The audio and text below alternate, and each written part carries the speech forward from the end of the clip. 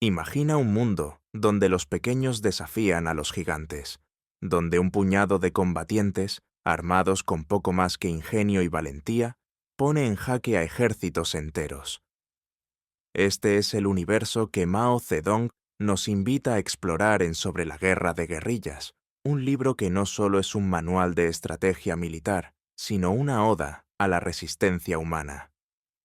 Escrito en el calor de la lucha contra invasores y opresores en la China de los años 30, este texto destila la experiencia de un líder que supo convertir la desventaja en fortaleza.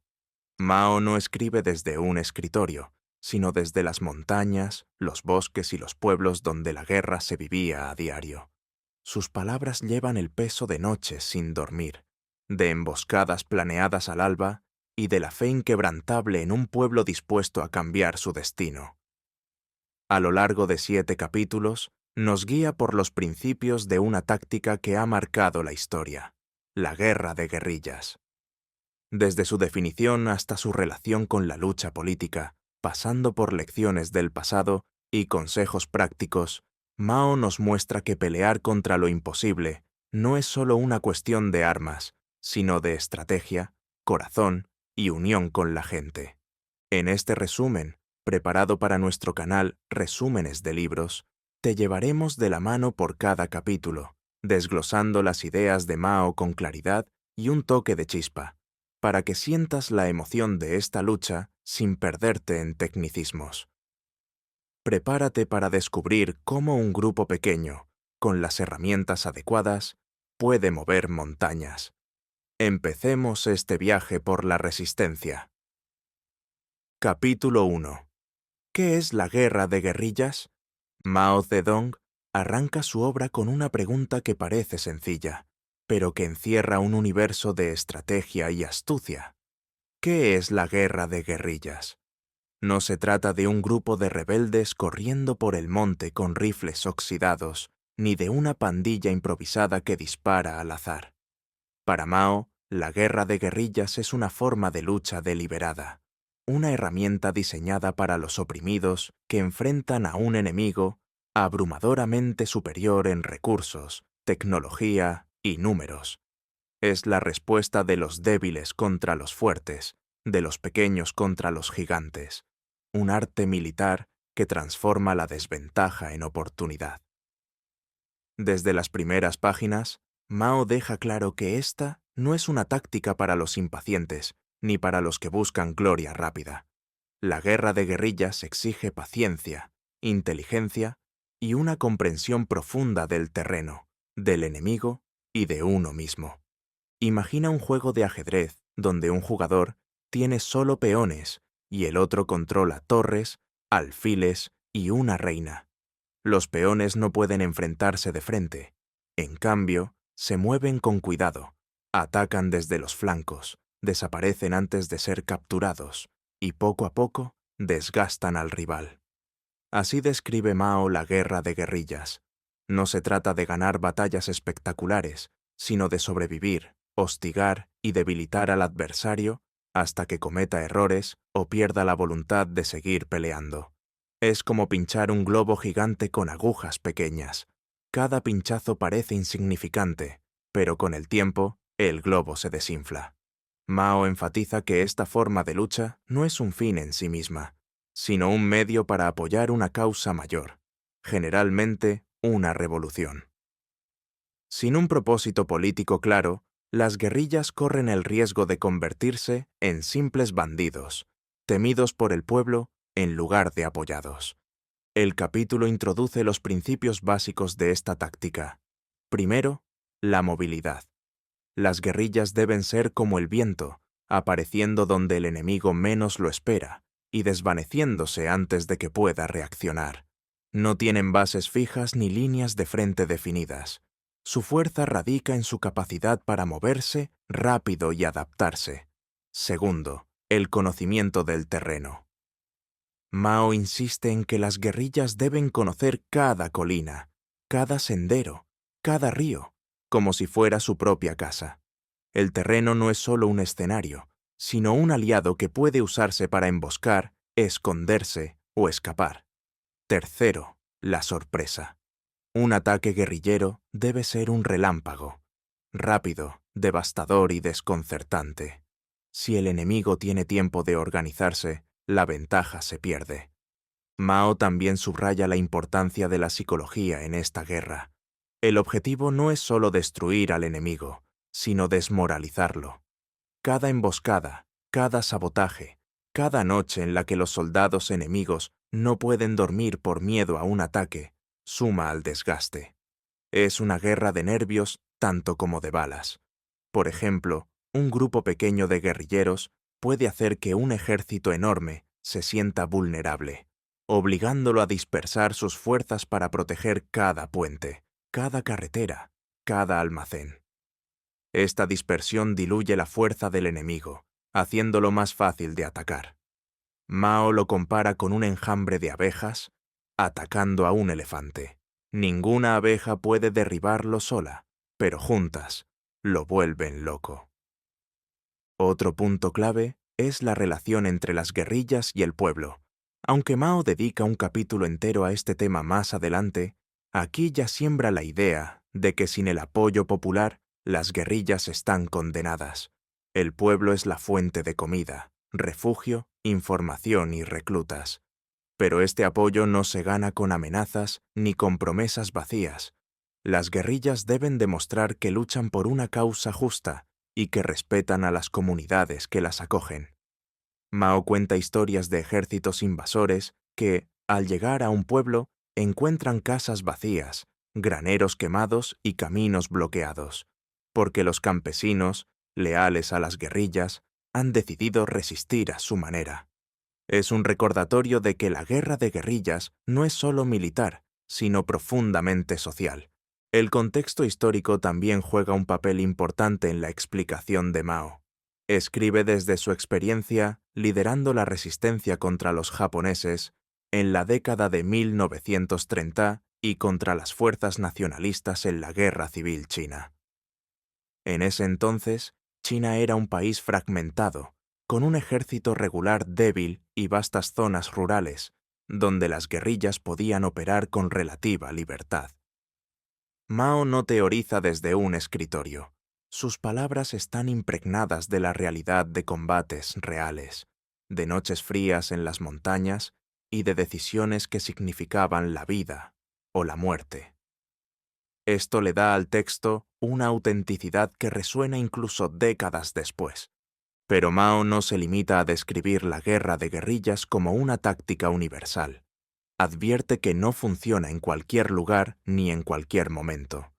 Requiere condiciones específicas, un enemigo que pueda ser desgastado, un terreno favorable, un pueblo dispuesto a apoyar y una causa que inspire. Sin estos elementos, las guerrillas pueden terminar aisladas, traicionadas o aniquiladas. Es como intentar plantar un árbol en el desierto. Sin agua ni suelo fértil, no hay esperanza. Mao también reconoce que la guerra de guerrillas tiene limitaciones. No puede reemplazar a un ejército regular en una guerra a gran escala, ni puede sostenerse indefinidamente sin evolucionar hacia formas de lucha más organizadas. El capítulo está salpicado de ejemplos prácticos, aunque Mao los presenta de forma general, basándose en su conocimiento de la historia militar y de las luchas populares. Habla de cómo pequeños grupos de combatientes han desafiado a ejércitos poderosos, no solo en China, sino en otras partes del mundo. Aunque no menciona nombres específicos en este capítulo, su análisis evoca imágenes de rebeldes escondidos en bosques, atacando caravanas y desapareciendo en la noche. Es una narrativa que apela tanto a la lógica como a la imaginación, haciendo que el lector sienta la emoción y el peligro de esta forma de lucha. En términos de estilo, Mao escribe con una claridad que corta como un cuchillo. No hay adornos innecesarios, pero tampoco es un texto árido. Sus metáforas, como la del pez en el agua o la del viento que no se puede atrapar, son vívidas y memorables. Hay un toque de ironía implícita cuando describe cómo los ejércitos grandes, con todo su poder, pueden ser humillados por un puñado de campesinos armados con poco más que ingenio.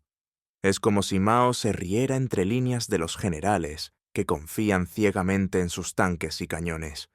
En resumen, el primer capítulo de Sobre la guerra de guerrillas es una introducción magistral a un tema complejo. Mao no solo define qué es la guerra de guerrillas, sino que explica por qué existe, cómo funciona y qué se necesita para que triunfe.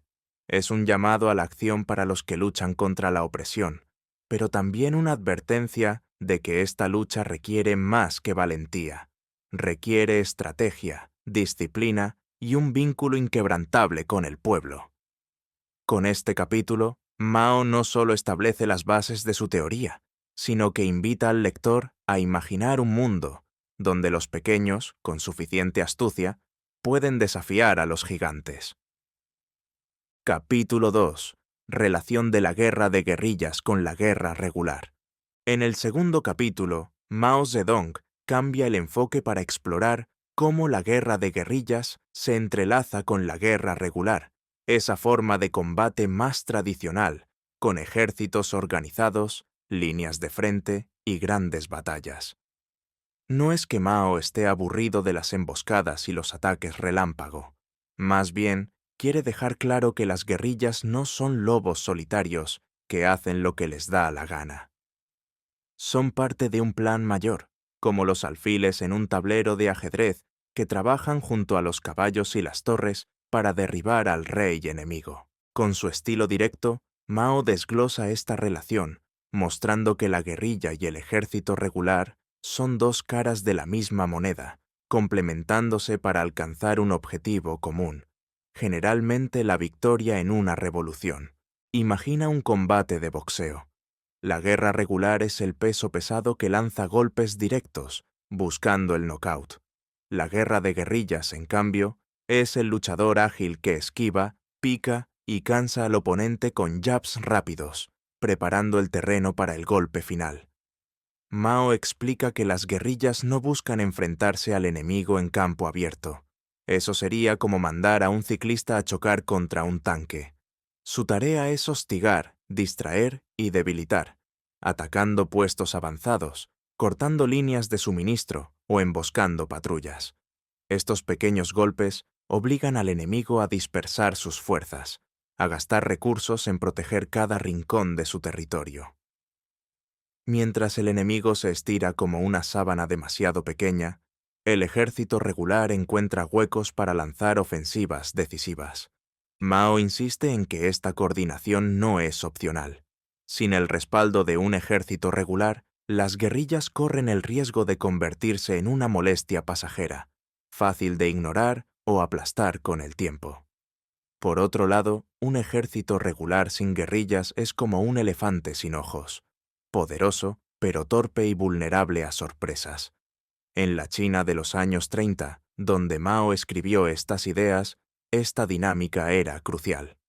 Las fuerzas comunistas, débiles en comparación con los japoneses o los nacionalistas, dependían de las guerrillas para mantener al enemigo ocupado en las zonas rurales, mientras el ejército regular se fortalecía y preparaba para combates mayores. Es una danza estratégica donde cada paso está calculado. Un ejemplo práctico que Mao insinúa, aunque sin detalles históricos específicos en este capítulo, es cómo las guerrillas pueden transformar un simple puente en una pesadilla para el enemigo. Un grupo pequeño destruye el puente, corta el flujo de suministros y obliga al enemigo a enviar tropas para proteger cada cruce.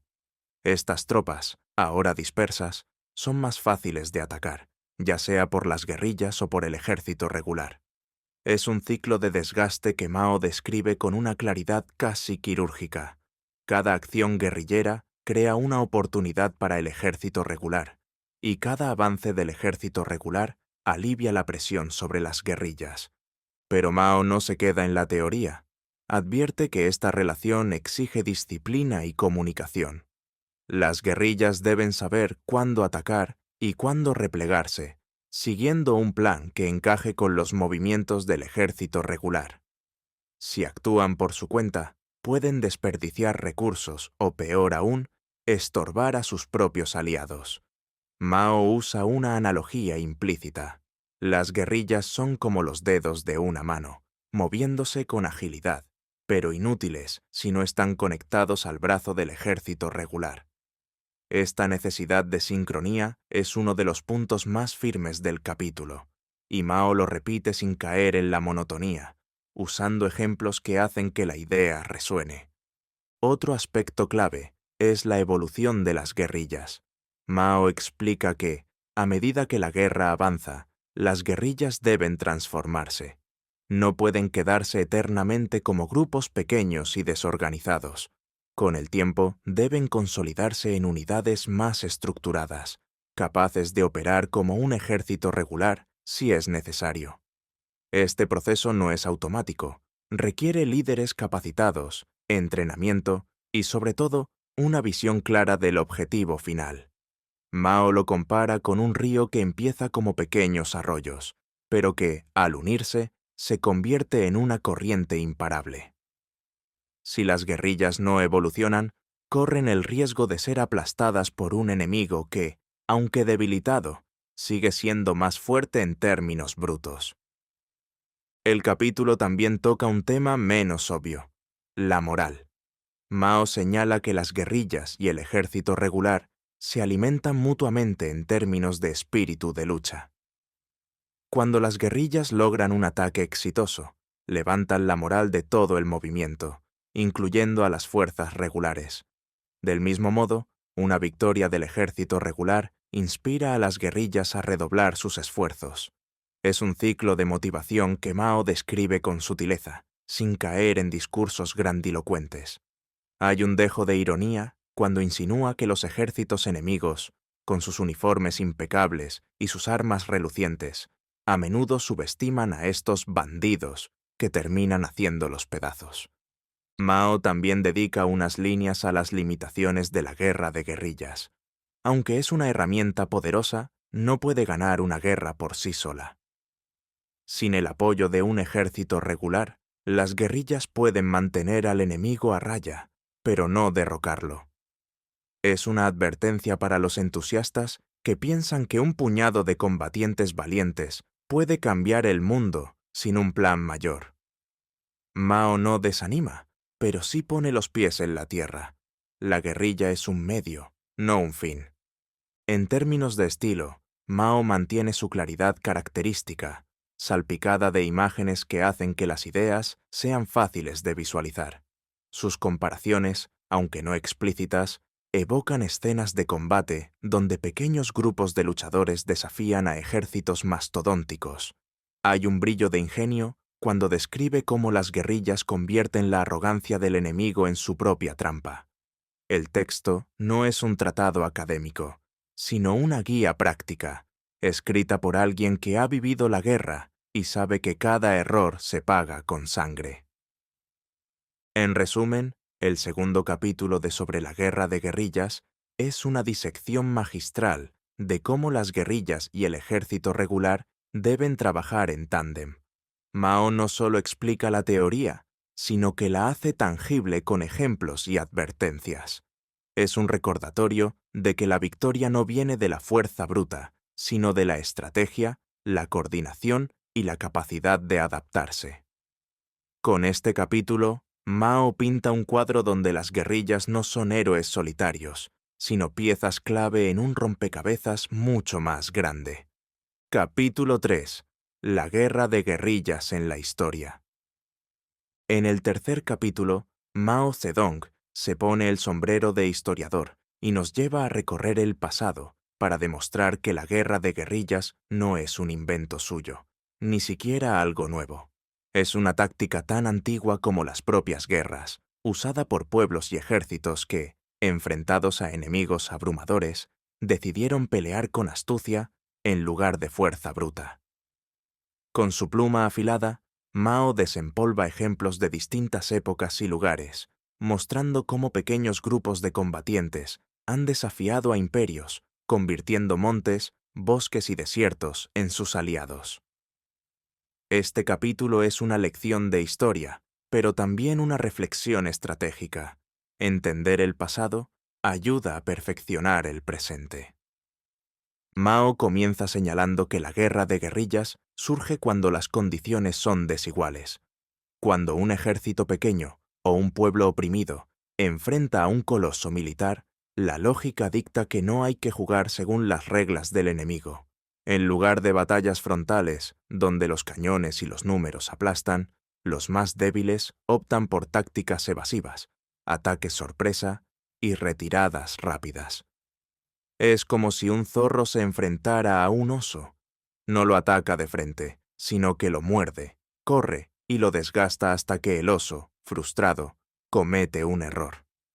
Mao ilustra esto con ejemplos históricos, aunque no siempre da nombres o fechas exactas, prefiriendo un enfoque general que resalta patrones universales.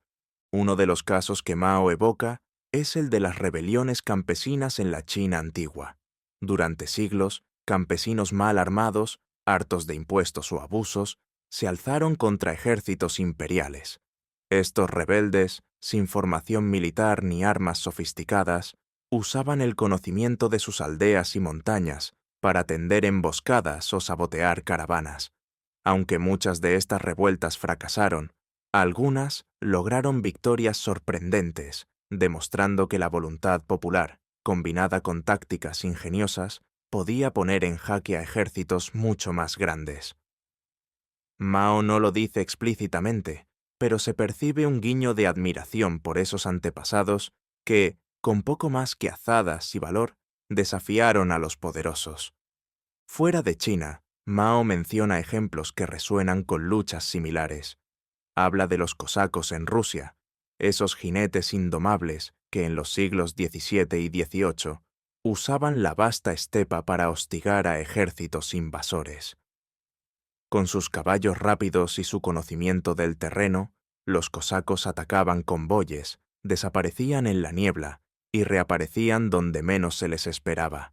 También alude a las guerras coloniales, donde pueblos indígenas, desde América hasta Asia, resistieron a ejércitos europeos aprovechando selvas, ríos y desfiladeros. Estos combatientes, armados con lanzas o arcos, no podían competir en tecnología, pero su agilidad y tenacidad los convertían en una pesadilla para los invasores. Es como si Mao estuviera diciendo: no necesitas un cañón si sabes dónde esconderte y cuándo golpear. Mao no se limita a contar anécdotas. Analiza por qué estas tácticas funcionaron o fallaron. Un factor clave es el terreno. Las guerrillas prosperan en lugares donde el enemigo no puede desplegar todo su poder. Montañas escarpadas, bosques densos, pantanos traicioneros. En estos entornos, un ejército grande se mueve como un elefante en una cristalería, mientras las guerrillas, ligeras y adaptadas, se deslizan como sombras. Otro factor es el apoyo popular. Mao reitera, sin redundar con capítulos anteriores, que las guerrillas dependen del pueblo para sobrevivir. En los ejemplos históricos, los rebeldes que ganaban la lealtad de las comunidades locales podían contar con refugio, comida y ojos vigilantes que alertaban de los movimientos enemigos. Los que alienaban al pueblo, ya fuera por saqueos o arrogancia, solían terminar traicionados o aislados. El capítulo también explora por qué algunos movimientos guerrilleros triunfaron y otros se desvanecieron. Mao señala que el éxito depende de la claridad de los objetivos. Las guerrillas que luchaban por una causa compartida, como liberar a su pueblo o derrocar a un tirano, tenían una fuerza moral que las sostenía en los momentos más duros.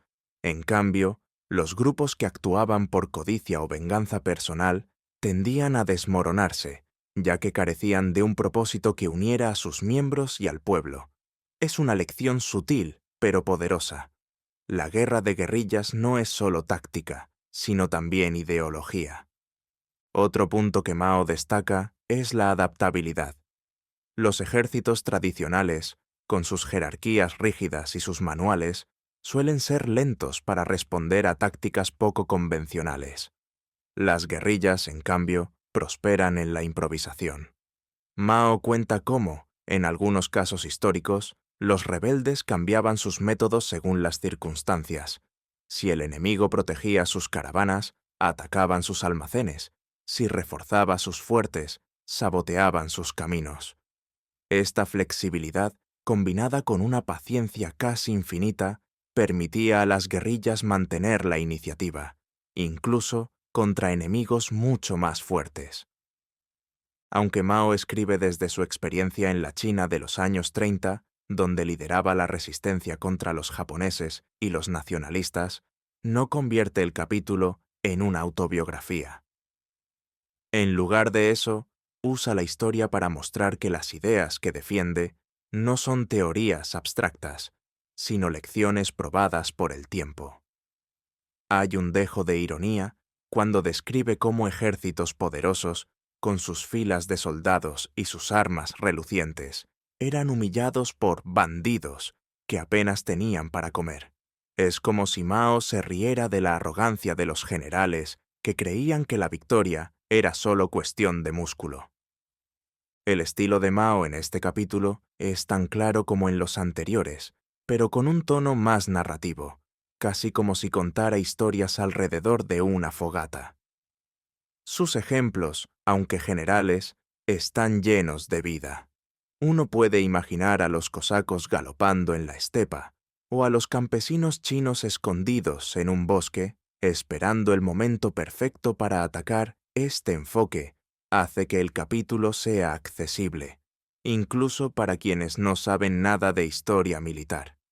Mao no solo informa, sino que inspira, mostrando que la guerra de guerrillas es una prueba de ingenio humano frente a la adversidad. En resumen, el tercer capítulo de Sobre la guerra de guerrillas es un viaje fascinante por el pasado que demuestra la universalidad de esta táctica. Mao no solo rescata historias de resistencia, sino que extrae lecciones prácticas sobre el terreno, el apoyo popular, la adaptabilidad y la importancia de un propósito claro. Es un recordatorio de que, a lo largo de la historia, los pequeños han desafiado a los grandes, no con ejércitos imponentes, sino con coraje, astucia y una chispa de rebeldía. Capítulo 4. ¿Se puede realizar la guerra de guerrillas sin apoyo popular? En el cuarto capítulo, Mao Zedong aborda una pregunta que parece sencilla, pero cuya respuesta es la columna vertebral de cualquier movimiento guerrillero. ¿Es posible pelear una guerra de guerrillas sin el respaldo del pueblo? Spoiler: no, no se puede.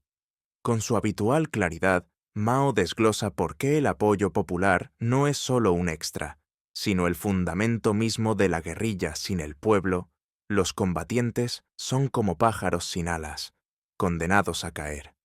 Este capítulo es una mezcla de estrategia, psicología y un toque de filosofía, donde Mao pinta al pueblo como el verdadero protagonista de la resistencia, mientras las guerrillas son sus herramientas armadas. Mao comienza con una imagen poderosa. Las guerrillas son peces y el pueblo es el agua. Sin agua, los peces mueren asfixiados.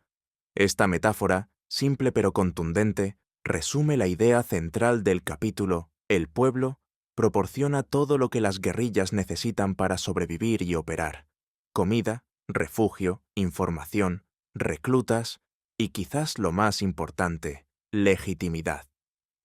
Un grupo guerrillero que no cuenta con el apoyo de las comunidades locales no es más que una banda de forajidos, vulnerable a la traición o al abandono. Mao lo dice sin rodeos: sin el pueblo, las guerrillas están fritas, destinadas a ser cazadas por un enemigo que, aunque torpe, tiene recursos de sobra. Pero este apoyo no cae del cielo. Mao enfatiza que las guerrillas deben ganarse la confianza y el respeto de la gente. No basta con llegar a un pueblo y pedir arroz o un lugar donde esconderse. Los combatientes deben demostrar que su lucha es también la lucha del pueblo. Esto implica tratar a los campesinos con dignidad, ayudar en sus problemas cotidianos y evitar cualquier abuso. Si un guerrillero roba una gallina o maltrata a un aldeano, no solo pierde una comida o un aliado, sino que arriesga la lealtad de toda una comunidad. Mao cuenta, sin detalles específicos pero con tono vívido, cómo ejércitos invasores a menudo encontraban pueblos desiertos, con los graneros vacíos y los caminos bloqueados, porque los campesinos, leales a las guerrillas, habían decidido resistir a su manera. Es una lección de humildad. Los verdaderos héroes no siempre llevan rifles. El capítulo también explora el papel del pueblo como los ojos y oídos de las guerrillas. En un contexto donde el enemigo tiene aviones, radios y mapas detallados, las guerrillas dependen de la información que les proporcionan los aldeanos. Un pastor que ve una patrulla enemiga, una anciana que escucha rumores en el mercado, un niño que conoce un atajo en el bosque. Todos son parte de una red de inteligencia que permite a las guerrillas anticiparse y golpear con precisión. Mao describe esta dinámica con una mezcla de pragmatismo y admiración, como si reconociera que la astucia colectiva del pueblo es tan valiosa como cualquier estrategia militar. Es como si cada aldeano fuera un espía secreto, sin necesidad de capa ni espada. Mao también aborda el aspecto psicológico del apoyo popular. Cuando el pueblo cree en la causa de las guerrillas, su moral se convierte en un escudo contra la desesperanza. Incluso en los momentos más oscuros, cuando el enemigo parece imbatible, el respaldo de las comunidades locales da a los combatientes una razón para seguir peleando. Por el contrario, un pueblo indiferente o hostil puede desmoralizar a las guerrillas, haciendo que cada emboscada se sienta como un esfuerzo inútil. Mao insinúa, con un dejo de ironía, que los ejércitos enemigos, con sus desfiles y sus armas relucientes, a menudo subestiman el poder de un pueblo unido. Mientras los generales planean batallas en sus mapas, los campesinos, con sus pequeñas acciones, inclinan la balanza. Sin embargo, Mao no idealiza al pueblo ni lo pinta como un bloque monolítico. Reconoce que no todos los aldeanos estarán dispuestos a arriesgar sus vidas por las guerrillas. Algunos, por miedo o por promesas del enemigo, pueden traicionar. Otros simplemente querrán mantenerse al margen, cuidando sus familias y sus cosechas. Por eso, las guerrillas deben ser tanto soldados como diplomáticos, persuadiendo, educando y, a veces, haciendo concesiones. Mao sugiere que las guerrillas deben actuar como un puente entre el pueblo y la causa mayor, explicando por qué la lucha vale la pena. Esto puede incluir desde ayudar a reparar un tejado hasta organizar reuniones para discutir los abusos del enemigo. Es un trabajo agotador, pero esencial. El capítulo también toca un punto práctico: la propaganda. Mao no usa esa palabra de forma peyorativa, sino como una herramienta para inspirar y movilizar. Las guerrillas deben comunicar su mensaje de forma clara, mostrando que su lucha no es solo por poder, sino por justicia. Esto puede implicar contar historias de victorias pequeñas, denunciar las crueldades del enemigo o incluso cantar canciones que levanten el ánimo. Mao, con su experiencia en la resistencia china contra los japoneses, sabía que una buena historia podía ser tan efectiva como una emboscada.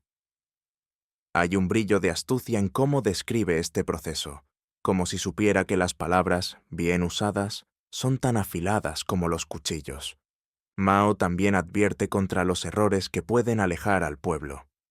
Un grupo guerrillero que se comporte como un ejército ocupante, exigiendo recursos o imponiendo su autoridad, pronto se encontrará solo. La arrogancia, el saqueo o la indisciplina son venenos que corroen el apoyo popular. Mao insiste en que las guerrillas deben vivir con modestia, compartir las dificultades del pueblo y demostrar que su causa es común. Es una lección que trasciende la guerra. El liderazgo, en cualquier contexto, depende de la empatía y la autenticidad. En términos de estilo, Mao mantiene su prosa directa, pero con un tono más humano que en capítulos anteriores. Sus metáforas, como la del pez y el agua, son vívidas y fáciles de imaginar, perfectas para un público que no necesariamente conoce la teoría militar. Hay un toque de ironía cuando describe cómo los ejércitos enemigos, con todo su poder, son incapaces de controlar a un pueblo que ha decidido resistir. Es como si Mao se burlara de los generales que creen que las bombas pueden ganar corazones. En resumen, el cuarto capítulo de Sobre la guerra de guerrillas es un tratado sobre la importancia del pueblo en la lucha armada. Mao no solo explica por qué el apoyo popular es indispensable, sino que muestra cómo cultivarlo con respeto, empatía y estrategia. Es un recordatorio de que las guerras no se ganan solo con balas, sino con la voluntad colectiva de un pueblo que cree en un futuro mejor. Con este capítulo, Mao eleva la guerra de guerrillas a algo más que una táctica. La convierte en un acto de fe en la fuerza de la gente común. Capítulo 5. Organización de la guerra de guerrillas. En el quinto capítulo, Mao Zedong se pone el traje de estratega y organizador, dejando a un lado las grandes ideas para meterse en los detalles prácticos de cómo armar una guerrilla efectiva. No basta con tener valor y un par de rifles. La guerra de guerrillas requiere una estructura sólida, disciplina y un sistema que permita a un grupo pequeño operar como un engranaje bien aceitado. Mao desglosa este proceso con la precisión de un ingeniero, explicando cómo formar unidades, elegir líderes, establecer bases y mantener la comunicación en un contexto donde un solo error puede costar todo. Este capítulo es como un manual de instrucciones para construir una máquina de resistencia, escrito con la claridad y el ingenio característicos de Mao. Mao comienza dejando claro que una guerrilla no es una turba desordenada. Organizarla es como armar un rompecabezas en medio de un vendaval. Cada pieza debe encajar perfectamente, y no hay tiempo para dudar. La base de la organización son las unidades pequeñas, de entre 10 y 100 combatientes, dependiendo del terreno y los recursos. Estas unidades deben ser lo bastante ligeras para moverse rápido, pero suficientemente fuertes para golpear al enemigo y salir indemnes. Mao compara estas unidades con enjambres de avispas. Cada una puede picar por su cuenta, pero juntas forman una amenaza que el enemigo no puede ignorar. La clave está en la flexibilidad. Las unidades deben poder actuar de forma independiente, pero también coordinarse cuando el plan lo requiere. La elección de líderes es otro punto crucial. Mao insiste en que los comandantes guerrilleros no son solo los más valientes o los que mejor disparan. Deben ser astutos, capaces de improvisar ante situaciones imprevistas y, sobre todo, respetados por sus compañeros. Un líder que no inspira confianza es como un timón roto en un barco. El grupo se desmorona en la primera tormenta. Mao sugiere que los líderes deben surgir de forma natural, a menudo desde las propias comunidades locales, porque conocen el terreno y tienen lazos con el pueblo. Sin embargo, también deben recibir entrenamiento básico en tácticas, logística y, en algunos casos, política, para alinear sus acciones con la causa mayor. Un elemento central del capítulo es la importancia de las bases. Estas no son solo escondites donde las guerrillas descansan después de una emboscada. Son centros neurálgicos donde se planean operaciones, se almacenan provisiones y se entrena a nuevos reclutas.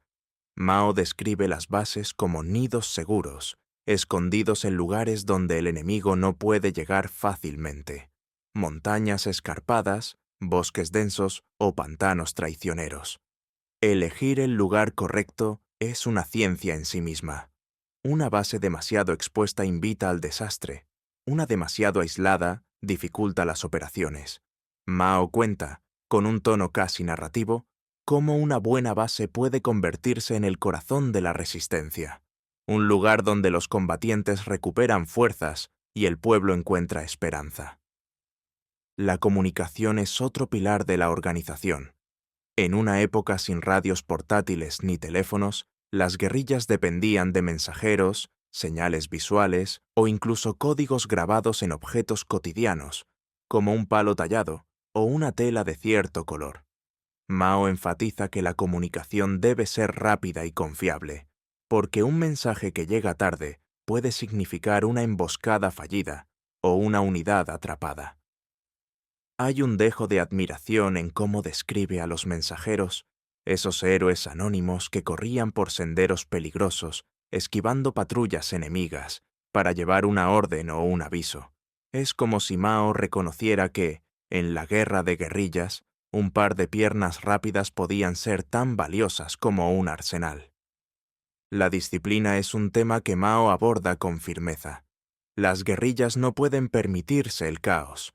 Cada combatiente debe saber su rol, seguir órdenes y respetar las reglas, especialmente cuando se trata de interactuar con el pueblo.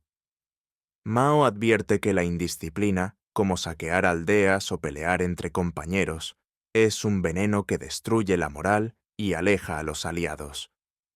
Sin embargo, la disciplina no debe ser ciega. Los guerrilleros necesitan iniciativa para adaptarse a imprevistos. Es un equilibrio delicado. Demasiada rigidez convierte a la guerrilla en un ejército tradicional, perdiendo su agilidad. Demasiada libertad la convierte en una pandilla. Mao ilustra esto con ejemplos implícitos de grupos que triunfaron por su cohesión y otros que colapsaron por su desorden. El capítulo también toca la logística, un aspecto que podría parecer aburrido, pero que Mao presenta como una cuestión de vida o muerte. Las guerrillas necesitan comida, armas, ropa y medicinas, pero no tienen almacenes ni cadenas de suministro como un ejército regular. Aquí entra en juego, una vez más, el apoyo popular. Los aldeanos proporcionan provisiones, a menudo a riesgo de sus propias vidas, pero las guerrillas deben gestionar estos recursos con cuidado. Mao sugiere sistemas simples, como esconder pequeños depósitos de comida en cuevas o bajo el suelo, para evitar depender de una sola fuente. También habla de aprovechar el botín capturado al enemigo, desde rifles hasta botas, convirtiendo cada ataque en una oportunidad para reabastecerse. Mao no ignora los desafíos de la organización. Mantener una guerrilla en un entorno hostil, donde el enemigo controla las ciudades y patrulla los caminos, es como caminar en la cuerda floja. Los combatientes están bajo presión constante, enfrentando no solo al enemigo, sino también el cansancio, el hambre y el miedo. Por eso, Mao subraya la importancia de la moral.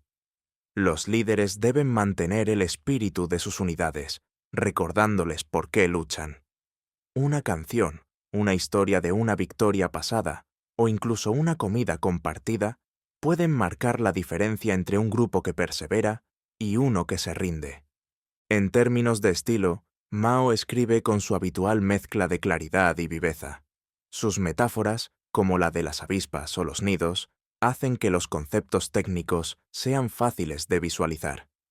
Hay un toque de ironía cuando describe cómo las guerrillas, con sus recursos limitados y sus bases improvisadas, logran burlar a ejércitos que presumen de su poderío. Es como si Mao se riera de la idea de que la sofisticación militar siempre gana. El texto está impregnado de su experiencia en la resistencia china, aunque evita los detalles autobiográficos, manteniendo un tono universal que resuena en cualquier contexto de lucha. En resumen, el quinto capítulo de Sobre la guerra de guerrillas es una guía práctica para transformar un grupo de combatientes en una fuerza organizada y efectiva. Mao no solo explica cómo estructurar unidades, elegir líderes y establecer bases, sino que muestra cómo cada detalle, desde un mensajero hasta un saco de arroz, puede inclinar la balanza. Es un recordatorio de que la guerra de guerrillas no es solo valentía, sino también método, disciplina y un trabajo en equipo que incluye al pueblo. Con este capítulo, Mao convierte la resistencia en una ciencia precisa, sin perder la chispa de humanidad que la impulsa. Capítulo 6. Los factores políticos de la guerra de guerrillas. En el sexto capítulo, Mao Zedong se sumerge en el corazón ideológico de la guerra de guerrillas, dejando claro que no se trata solo de disparar y correr, sino de pelear por una causa que trascienda las balas. Aquí, Mao se convierte en un estratega político, argumentando que las guerrillas deben ser mucho más que combatientes, deben ser propagandistas, educadores y líderes de una revolución. Este capítulo es una mezcla de filosofía práctica y visión transformadora, donde la política no es un adorno, sino el combustible que da sentido y dirección a la lucha. Con su estilo claro y evocador, Mao explica cómo los factores políticos son el alma de la guerra de guerrillas, convirtiendo a cada combatiente en un agente del cambio. Mao arranca con una idea central. La guerra de guerrillas no puede existir sin un propósito político claro. No es suficiente atacar al enemigo o sabotear sus planes. Las guerrillas deben saber por qué pelean y qué mundo quieren construir. Para Mao, ese propósito suele ser la revolución, un cambio radical que libere al pueblo de la opresión, ya sea de un invasor extranjero o de un régimen injusto. Sin esta brújula ideológica, las guerrillas corren el riesgo de convertirse en meros mercenarios, luchando por botín o gloria personal. Mao lo ilustra con una imagen implícita. Una guerrilla sin política es como un barco sin rumbo, destinado a naufragar en la primera tormenta. Este propósito político no solo guía a los combatientes, sino que también conecta a las guerrillas con el pueblo. Mao subraya que la lucha debe reflejar las aspiraciones de las comunidades locales, ya sea el fin de los abusos, la redistribución de la tierra o la independencia. Las guerrillas deben ser vistas como defensoras de los intereses populares, no como forasteros que imponen su agenda. Para lograr esto, deben convertirse en maestras de la persuasión, explicando su causa en términos que resuenen con los campesinos, los trabajadores y las familias comunes. Mao describe este proceso con un tono casi poético, como si cada conversación en una aldea fuera una semilla plantada para la revolución. La propaganda, entendida como la difusión de ideas, es una herramienta clave en este capítulo. Mao no la ve como manipulación, sino como una forma de inspirar y movilizar. Las guerrillas deben contar historias de victorias, denunciar las crueldades del enemigo y pintar un futuro donde la justicia prevalezca. Esto puede tomar formas simples: una charla en un mercado, un cartel escondido en un árbol o una canción que los aldeanos tararean mientras trabajan. Mao, con su experiencia en la resistencia china, sabía que una idea bien comunicada podía encender corazones más rápido que un discurso grandilocuente. Hay un brillo de astucia en cómo describe este arte, como si supiera que las palabras pueden ser tan letales como las emboscadas. Pero la propaganda no basta.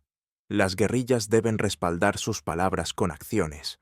Mao insiste en que los combatientes deben vivir según los ideales que predican. Si hablan de justicia, no pueden robar a los aldeanos.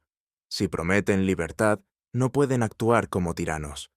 Esta coherencia es crucial para ganar la confianza del pueblo y diferenciarse del enemigo, que a menudo usa promesas vacías para engañar. Mao cuenta, sin detalles específicos, cómo los ejércitos invasores intentaban comprar la lealtad de los campesinos con migajas, solo para perderla cuando sus abusos salían a la luz.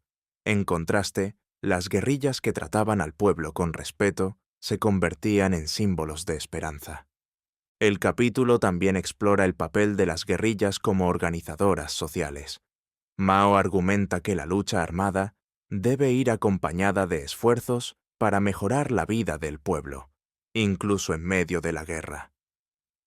Esto puede incluir enseñar a leer, mediar en disputas locales o ayudar a organizar cooperativas para compartir recursos. Estas acciones no solo fortalecen el apoyo popular, sino que también muestran que la revolución no es una utopía lejana, sino algo tangible que empieza ahora. Mao lo presenta como una inversión a largo plazo. Cada escuela improvisada, cada pozo cavado, es un paso hacia un futuro donde el pueblo tenga el poder. Mao también advierte contra los peligros del oportunismo. Algunos combatientes seducidos por el poder o la ganancia personal, pueden desviar la lucha de sus objetivos políticos. Un líder que acumula riquezas o una unidad que ignora la causa por venganzas personales puede fracturar el movimiento. Mao es firme. Las guerrillas deben mantenerse fieles a su ideología, incluso cuando la tentación acecha. Hay un toque de ironía cuando insinúa que los ejércitos enemigos, con sus medallas y sus banquetes, son los verdaderos oportunistas, mientras las guerrillas, con sus ropas raídas, llevan la bandera de la justicia. La educación política de los propios combatientes es otro tema clave. Mao insiste en que cada guerrillero debe entender la causa por la que pelea, no solo seguir órdenes ciegamente. Esto implica sesiones de estudio, discusiones y reflexiones sobre los objetivos de la revolución. Un combatiente educado es más resistente a la desmoralización y más capaz de inspirar a otros. Mao describe estas sesiones con un tono casi íntimo, como si imaginara a un grupo de guerrilleros alrededor de una fogata, debatiendo el futuro mientras el enemigo patrulla en la distancia. En términos de estrategia, Mao conecta los factores políticos con el éxito militar. Una guerrilla con un propósito claro puede mantener la moral alta, incluso en los momentos más duros. Además, al movilizar al pueblo, las guerrillas multiplican su fuerza, convirtiendo a cada aldeano en un aliado potencial. Esto crea un contraste con el enemigo, que a menudo depende de la coerción y el miedo, tácticas que se desmoronan cuando el pueblo decide resistir. Mao lo ilustra con una imagen vívida. Mientras el enemigo construye muros, las guerrillas tejen redes de lealtad que ningún cañón puede romper. El estilo de Mao en este capítulo es apasionado, pero controlado. Sus metáforas, como la del barco sin rumbo o las semillas de la revolución, dan vida a conceptos abstractos, haciéndolos accesibles para cualquier oyente. Hay un dejo de sorna cuando describe los intentos fallidos del enemigo por ganarse al pueblo, como si Mao se burlara de su incapacidad para entender la fuerza de una idea. El texto está impregnado de su experiencia en la resistencia china, pero se mantiene universal, hablando a cualquier movimiento que busque transformar el mundo. En resumen, el sexto capítulo de Sobre la guerra de guerrillas eleva la lucha armada a un plano político, mostrando que las guerrillas no solo pelean contra un enemigo, sino por un ideal. Mao explica cómo la ideología, la propaganda y la acción coherente dan vida a la resistencia, convirtiendo a los combatientes en líderes de una causa mayor. Es un llamado a pelear con el corazón y la mente, no solo con las manos, y un recordatorio de que la verdadera victoria no está en derribar al enemigo, sino en construir un futuro donde el pueblo sea libre. Capítulo 7. Elementos esenciales de la guerra de guerrillas. En el séptimo y último capítulo, Mao Zedong destila los ingredientes clave que hacen de la guerra de guerrillas una táctica efectiva, como si estuviera armando una receta para desafiar a ejércitos imponentes con recursos mínimos. Este capítulo es un cierre práctico y reflexivo, donde Mao reúne las lecciones de los capítulos anteriores y las condensa en una lista de elementos imprescindibles: movilidad, inteligencia, moral, adaptabilidad y el uso estratégico del terreno. Con su estilo claro y vívido, Mao no solo explica cómo funcionan estos elementos, sino que los ilustra con imágenes que hacen que la guerra de guerrillas parezca un arte tan preciso como instintivo. Es como si Mao entregara un mapa del tesoro a quienes luchan contra gigantes, con pistas probadas en el campo de batalla. El primer elemento que Mao destaca es la movilidad. Las guerrillas deben ser como el viento, rápidas, impredecibles y capaces de desvanecerse antes de que el enemigo pueda atraparlas. Esta agilidad les permite atacar donde el enemigo es débil y retirarse antes de que contraataque. Mao describe cómo un grupo pequeño puede asaltar un puesto de guardia, cortar una línea de suministro o destruir un puente, y luego desaparecer en la noche, dejando al enemigo furioso, pero sin un blanco claro. La movilidad no es solo física, también es mental. Las guerrillas deben pensar rápido, ajustando sus planes al instante cuando las circunstancias cambian. Mao lo compara, sin decirlo explícitamente, con un bailarín que esquiva golpes mientras encuentra el momento perfecto para devolverlos. El segundo elemento es la inteligencia, entendida como la recolección y el uso de información sobre el enemigo. Saber dónde está, cuántos son, qué planean y cómo piensan es tan crucial como cualquier arma Mao.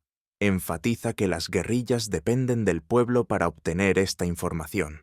Un aldeano que ve una patrulla, un comerciante que escucha rumores, un niño que conoce un sendero secreto.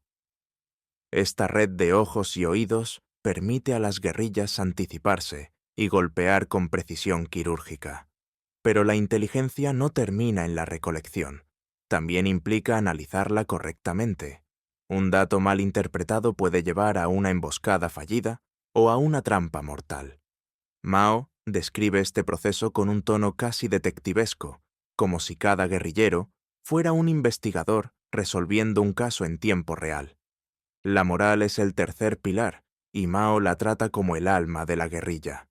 Los combatientes deben estar convencidos de su causa, porque la duda en el campo de batalla es un lujo que no pueden permitirse.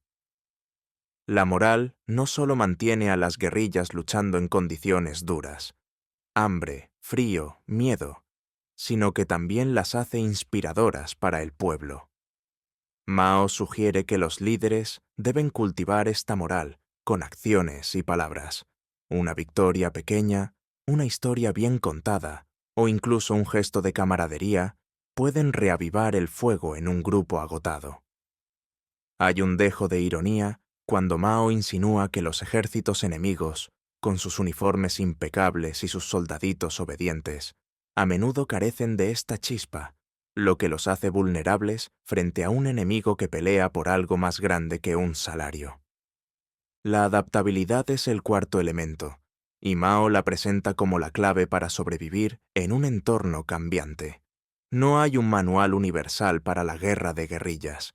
Lo que funciona en una selva puede fallar en un desierto, y lo que triunfa contra un ejército invasor puede ser inútil contra una fuerza local.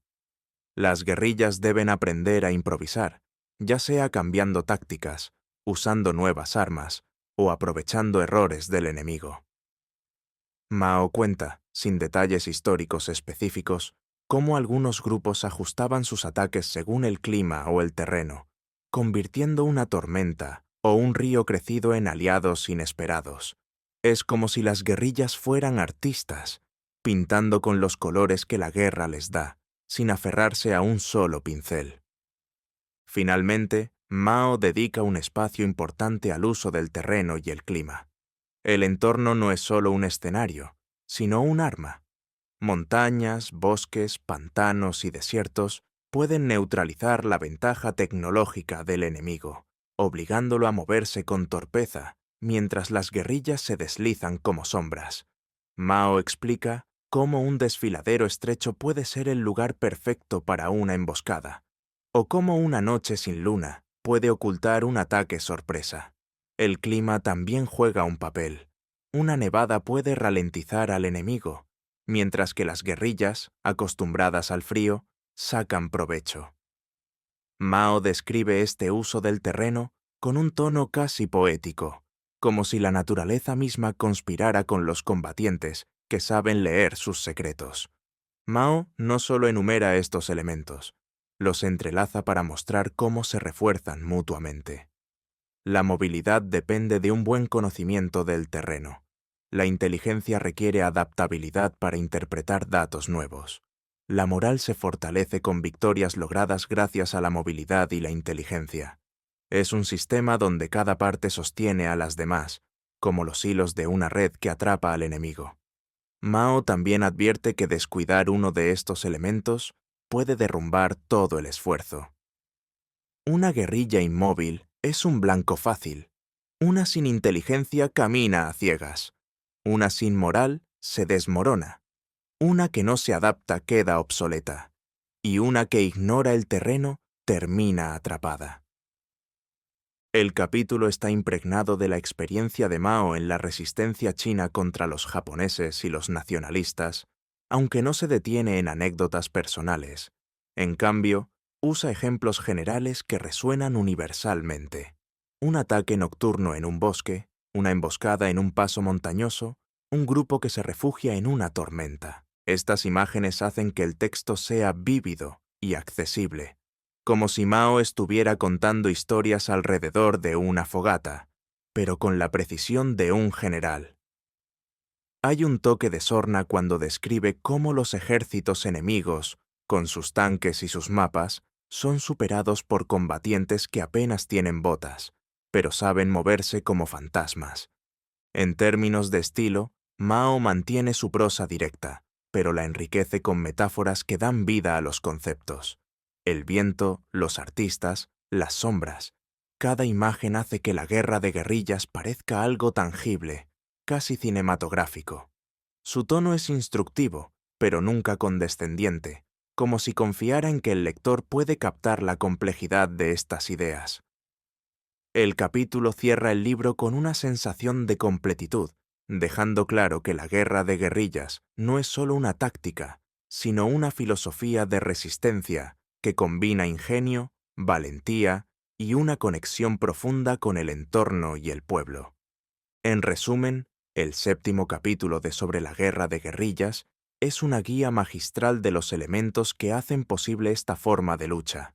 Mao no solo enumera la movilidad, la inteligencia, la moral, la adaptabilidad y el uso del terreno, sino que muestra cómo se entrelazan para crear una fuerza imparable. Es un recordatorio de que, en la guerra de guerrillas, la victoria no viene de la fuerza bruta, sino de la astucia, la perseverancia y la capacidad de convertir las desventajas en armas. Con este capítulo, Mao entrega un legado estratégico que sigue inspirando a quienes enfrentan lo imposible con poco más que su ingenio y su voluntad. Conclusión. A lo largo de Sobre la guerra de guerrillas, Mao Zedong nos ha guiado por un camino donde la astucia, la resistencia y la unión con el pueblo transforman a los pequeños en gigantes, desde definir esta táctica como un arte de desgaste hasta mostrar su raíz histórica, su dependencia del apoyo popular, su organización meticulosa y su carga política. Mao no solo nos ofrece un manual militar, sino una filosofía de lucha. Nos enseña que la guerra de guerrillas no es un acto de desesperación, sino una estrategia calculada que convierte el terreno, la moral y la voluntad colectiva en armas imbatibles. Cada capítulo, desde la movilidad que evade al enemigo hasta la adaptabilidad que desafía lo predecible, construye un mensaje claro. No se necesita un ejército inmenso para cambiar el curso de la historia, sino un propósito firme y una ejecución precisa. Escrito desde la experiencia cruda de la resistencia china, este libro sigue siendo un faro para quienes enfrentan lo imposible con ingenio y corazón. Y así, llegamos al final de nuestro viaje por Sobre la guerra de guerrillas de Mao Zedong. Esperamos que este resumen te haya inspirado a ver la fuerza que yace en la estrategia y la unión. Si te gustó este recorrido, no olvides dejar tu like, suscribirte a Resúmenes de Libros y activar la campanita para no perderte nuestros próximos videos. Comparte en los comentarios qué te pareció esta obra o qué libro te gustaría que resumamos. Nos vemos en la próxima aventura literaria.